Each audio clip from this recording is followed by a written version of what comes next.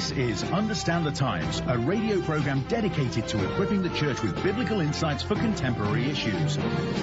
As an author and lecturer, Roger Oakland speaks internationally on a wide variety of topics. Roger helps us understand and analyze past events, today's headlines, and even things yet to take place. Now, to help us understand the times, here's Roger.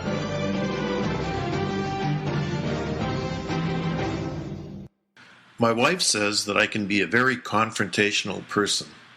When I'm confronted with a serious problem or recognize a contradiction in someone's reasoning, I just cannot let it go.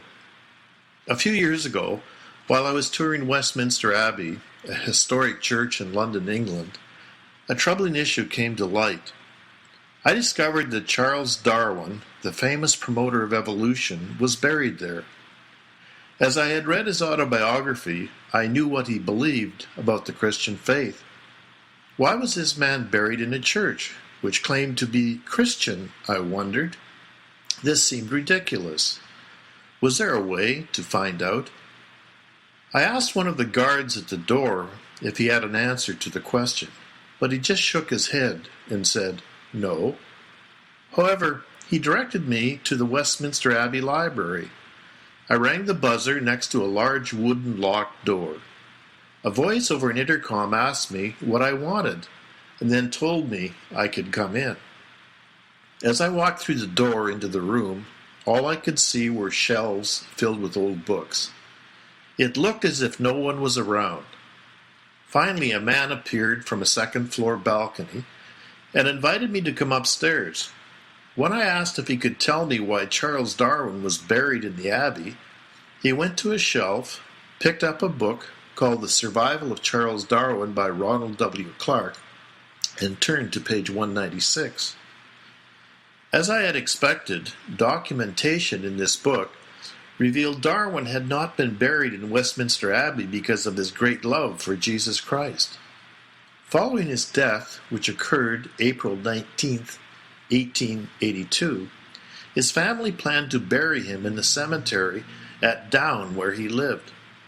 But on April 21st, 20 members of Parliament, including Henry Campbell Bannerman, the future Prime Minister of England, wrote the Dean of Westminster, Dr. George Granville Bradley, and stated the following, quote, "We hope you will not think we are taking the liberty if we venture to suggest that it would be acceptable to a very large number of our fellow countrymen of all classes and opinions that our illustrious countryman, Mr. Darwin, should be buried in Westminster Abbey."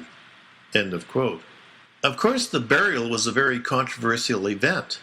By the time of his death, every thinking person knew the impact Darwin's theory had on a belief in God, the fall of man, and the need for a redeemer. Darwin himself would have never consented to being buried in Westminster Abbey.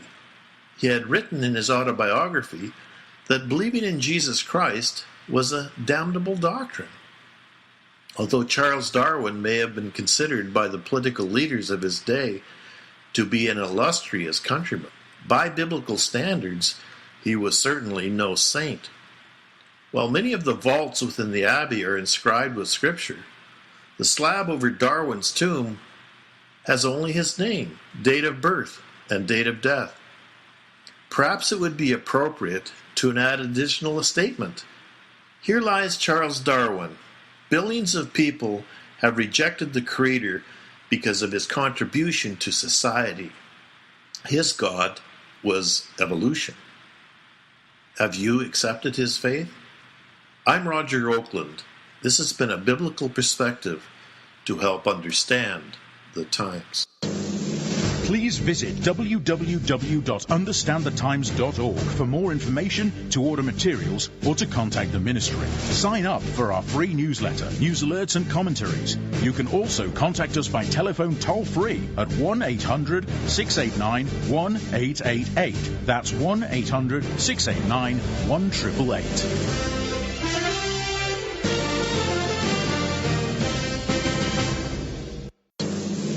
Please visit www.understandthetimes.org for more information, to order materials, or to contact the ministry. Sign up for our free newsletter, news alerts and commentaries. You can also contact us by telephone toll-free at 1-800-689-1888. That's 1-800-689-1888.